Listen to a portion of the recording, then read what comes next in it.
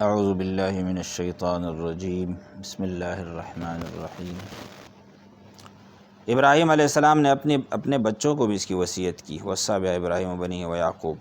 اور فرمایا ان اللہ اصطفیٰ لکم الدین، اللہ تعالیٰ نے اس دین کو تمہارے لیے چنا ہے، تم نے اس پر رہنا ہے اور مسلمان بن کے رہنا ہے۔ کہاں جاؤ گے آپ؟ مسلمون کو چھوڑ کر، اسلام کو چھوڑ کر، ملت ابراہیمیہ کو چھوڑ کر، اس کا تو اللہ نے انتخاب کیا ہے، اور یہ اللہ کے منتخب کردہ راستے پر چلنے والے لوگ ہیں۔ ان سے تمہارا عناد اور ان سے تمہارا حسد یہ بالکل غلط ہے، اور ان کو فضیلت حاصل ہے تم پر، اس لیے کہ یہ اللہ والے ہیں، اور اللہ نے جس کام پہ ان کو لگایا تھا یہ اسی پہ جا رہے ہیں، جبکہ تم نے اپنے دین کو بگاڑ دیا اور تم نے اپنا استحقاق ختم کر دیا۔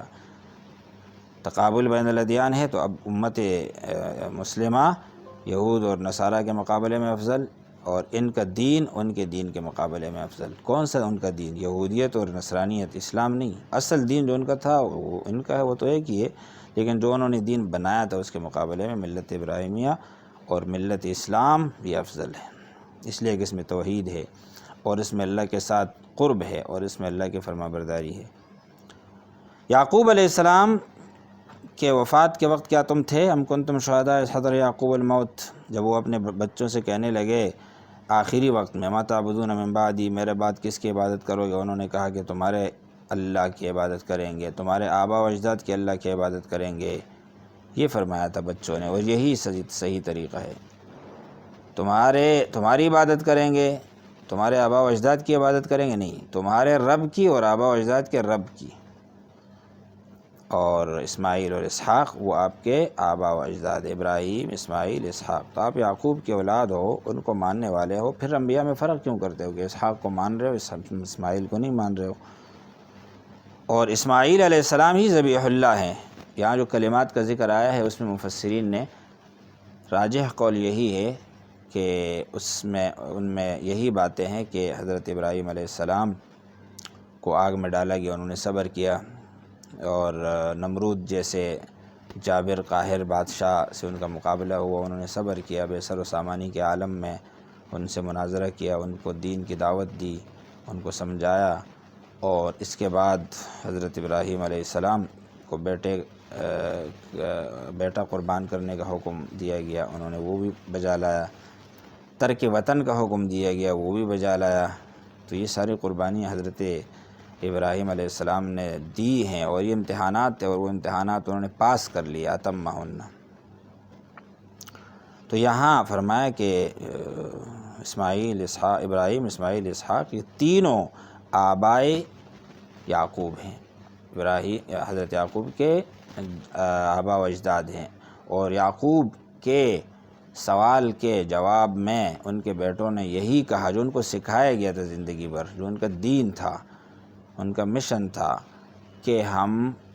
ان کی پیروی کریں گے اور ان کے خدا اعوذ باللہ من الشیطان الرجیم، ان کے خدا یعنی رب العالمین کی عبادت کریں گے، الہ آبائی، اور وہ الہ واحد ہے، وہ زیادہ نہیں ہے، لہذا شرک کی ان سب نے نفی کی تھی۔ آپ میں اگر شرک آ رہا ہے تو یہ کہاں سے آ رہا ہے؟ تو نہ ابراہیمی طریقہ ہے، نہ اسماعیلی طریقہ ہے، نہ اسرائیلی طریقہ ہے، یہ تمہارا شیطانی طریقہ ہے جو تم نے خود گڑھا ہے۔ وَنَحْنُ لَهُ مُسْلِمُونَ، وہ بھی مسلم تھے۔ تِلْكَ أُمَّةٌ قَدْ خَلَتْ لَهَا مَا كَسَبَتْ وَلَكُم مَا كَسَبْتُمْ وَلَا تُسْأَلُونَ عَمَّا كَانُوا يَعْمَلُونَ۔ یہ آیت نمبر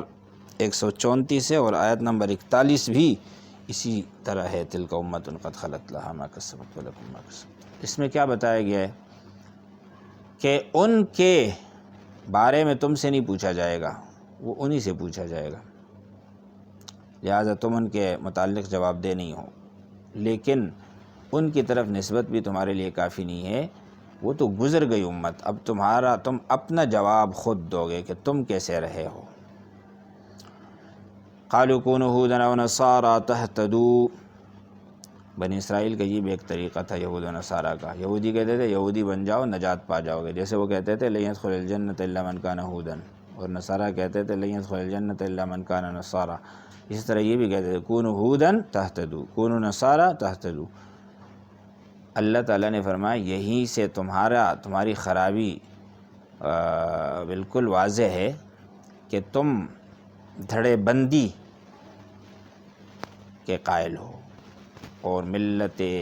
اسلامیہ، ملت مسلمہ، وہ ملت ابراہیم کی بات کرتے، بل ملت ابراہیم حنیفہ، وہ یہ کہتے ہیں ملت ابراہیمیہ پہ آ جاؤ، وہ یہودی اور نصرانی بننے کی دعوت نہیں دیتے ہیں، ملت ابراہیمیہ کی بات کرتے ہیں۔ تو وہ تو تم سے زیادہ سابق ہو گئے، جو تم بات کرتے تھے کہ ہم سابقین ہیں، ہم متقدمین ہیں،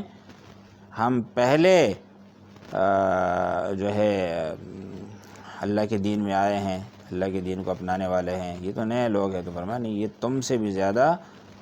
پہلے کے سلسلے سے جڑے ہوئے ہیں، اور وہ حضرت ابراہیم علیہ السلام کا طریقہ اور ان کا طریق اور ان کا مسلک اور ان کی ملت ہے۔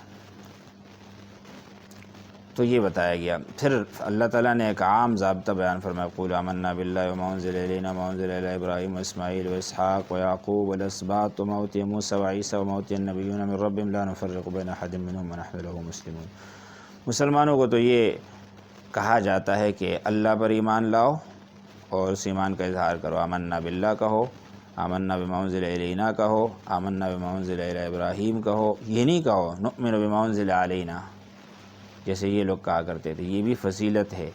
ان کے مقابلے میں تقابل ہے، تو مقابلے میں تمہاری اور امت مسلمہ کی فضیلت یہ ہے کہ یہ لوگ کیا کہتے ہیں، نؤمن بما انزل الینا وما انزل الی ابراہیم واسماعیل واسحاق ویعقوب، سب کو مانتے ہیں، جو انبیاء ہیں، باطل کو نہیں مانتے۔ وما اوتی النبیون من ربہم، جس نبی کو جو ملا ہم اس پر ایمان لاتے، اجمالی، اور ہم فرق نہیں کرتے۔ تم فرق کرتے ہو اللہ تعالیٰ کے انبیاء میں، انبیاء سب ہیں، تم فرق کرتے ہو، حضرت اسماعیل کو نہیں مانتے ہو، حضرت جو ہے سلیمان علیہ السلام کو ساحر کہتے ہو، بہت سارے انبیاء کو قتل بھی کر دیا، اور نافرمانی تو تمہاری عادت تھی، شیوہ تھا، جبکہ مسلمان سب کو مانتے ہیں جلیل القدر۔ ہاں جو فضیلت ہے، افضلیت ہے، اس کے بھی قائل ہے کہ افضلیت تو محمد صلی اللہ علیہ وسلم کی ہے، جیسے کہ آگے تیسرے پارے کے شروع میں آ رہا ہے، تلک الرسل فضلنا بعضهم علی بعض منہم من کلم اللہ ورفع بعضهم درجات، کہ سارے انبیاء اللہ کے ہیں، بعض سے افضل ہیں۔ اگر آپ موسیٰ کلیم کے پیروکار ہو، جیسے وہ کہا کرتے تھے کہ ہمارے نبی سے تو اللہ نے بات کی اور کس سے کی ہے، تو اس کے مقابلے میں اللہ تعالیٰ نے فرمایا کہ ورفع بعضهم درجات، بعض انبیاء کو اللہ تعالیٰ نے بلند اور رفیع درجات سے نوازا ہے، وہ محمد صلی اللہ علیہ وسلم ہے۔ کلیم موسیٰ ہیں، لیکن رفیع، ورفعنا لک ذکرک، رفیع الدرجات وہ حضرت محمد صلی اللہ علیہ وسلم ہے، سب سے ارفع اور سب سے افضل۔ تو تفریق جو تم کرتے ہو انبیاء کے درمیان، یہ تمہارے باطل ہونے کی اور تمہارے مرجوح ہونے کی دلیل ہے۔ اب آخر میں ضابطہ بیان کر دیا آیت نمبر 137 میں، کہ ضابطہ یہ ہے کہ بھائی ساری دنیا کے اقوام اور ملل، ان سے مطالبہ یہ ہے کہ اصحاب محمد کی طرح بن جاؤ۔ فَإِنْ آمَنُوا بِمِثْلِ مَا آمَنْتُمْ بِهِ آمَنْتُمْ، اب مسلمانوں کو خطاب ہے، چونکہ یہاں ابراہیم کا، اسماعیل کا، امت محمدیہ کا، محمد صلی اللہ علیہ وسلم کا ذکر ہے، تو اب ان سے کہا جا رہا ہے کہ لوگوں سے یہی کہا جا رہا ہے کہ ان کی طرح بنو، اب یہی حق برحق ہونے کی علامت ہے، ہدایت پا جاؤ گے۔ باقی تم جو کہہ رہے ہو کہ کونوا ھوداً تہتدوا، کونوا نصارا تہتدوا، نہیں، ان آمنوا بمثل ما آمنتم بھی فقد اہتدوا، ہدایت پانے کا یہی ایک طریقہ رہ گیا ابھی۔ اور یہ ایسا نہیں ہے کہ ان سے کہا جا رہا ہے کہ آپ اپنے طریقے کو چھوڑ دو، اپنے گروہ کو چھوڑ دو، وہ گروہ وہ جو ہے قابل قبول نہیں، یہ گروہ قابل قبول ہے، نہیں، اصل میں اللہ کا دین قابل قبول ہے، قابل ترجیح ہے، اور اللہ کا دین جو صحیح سالم شکل میں موجود ہے وہ صرف امت محمدیہ، محمد صلی اللہ علیہ وسلم کے پیروکاروں کے پاس موجود ہے، باقی محرف ہو گیا ہے، منسوخ ہو گیا ہے، خلط ملط ہو گیا ہے۔ وہاں دین تو اللہ کا ایک ہی ہے، لیکن انہوں نے اس کی شکل بگاڑ دی ہے، لہذا اس کا اعتبار نہیں ہے۔ یہاں صحیح شکل میں موجود ہے، کسی نے ٹھیک ہونا ہے تو وہ اس شکل کو اپنا لے، یہ نہیں ہے کہ ایک دھڑے کو دوسرے دھڑے کے مقابلے میں ترجیح دی جا رہی، نہیں، دین کو بے دینی کے مقابلے میں، حق کو باطل کے مقابلے میں، ہدایت کو ضلال کے مقابلے میں افضل قرار دیا جا رہا ہے، اور اس کی طرف دعوت دی جا رہی ہے۔ انحراف کرو گے تو پھر تم شقاق میں رہو گے، یعنی حق سے روگردانی کرنے والے، اور محمد صلی اللہ علیہ وسلم اور آپ کے پیروکاروں سے کہا کہ ان سے کوئی خطرہ نہیں ہے تمہیں، یہ شرارتیں بہت کریں گے لیکن ان سے کوئی ڈرنے کی ضرورت نہیں ہے، اس لیے کہ اللہ کی رسی کو انہوں نے چھوڑ دیا ہے اور تم نے اس رسی کو تھام لیا ہے، اور فَسَيَكْفِيكَهُمُ اللَّهُ، آپ کے لیے ان کے شر سے اللہ کافی ہو جائیں گے، ان کا مقابلہ اب اللہ سے ہے، آپ سے کوئی مقابلہ نہیں ہے، اس لیے کہ آپ تو اللہ کے دین کے متمسک ہو اور اللہ کے دین کو اختیار کرنے والے ہو۔ اس کے بعد فرمایا کہ اللہ سب سن رہے اور سب جانتے ہیں، اللہ کو بتانے کی ضرورت نہیں ہے اور ان کے دعووں سے بھی کچھ نہیں ہوگا۔ ایک رنگ ہے، ان کے بچے ہوتے تھے تو وہ نہلاتے تھے ان کو ایک خاص پانی سے، اور اس کو معمودی کہا جاتا ہے، اور اس کے بعد وہ کہا کرتے تھے کہ الان صار نصرانیا حقا مسیحیا حقا۔ تو اللہ تعالیٰ نے فرمایا کہ دین کا رنگ اللہ کا رنگ ہی اصل ہے، صبغۃ اللہ، اللہ سے اچھا رنگ کس کا ہوگا، اور ہم اسی رنگ کو اپناتے ہیں۔ اللہ تعالیٰ نے ہمیں دین اور توحید کے رنگ میں رنگا ہے، لہذا ہمیں ان چکروں، خود ساختہ چکروں کی ضرورت نہیں ہے۔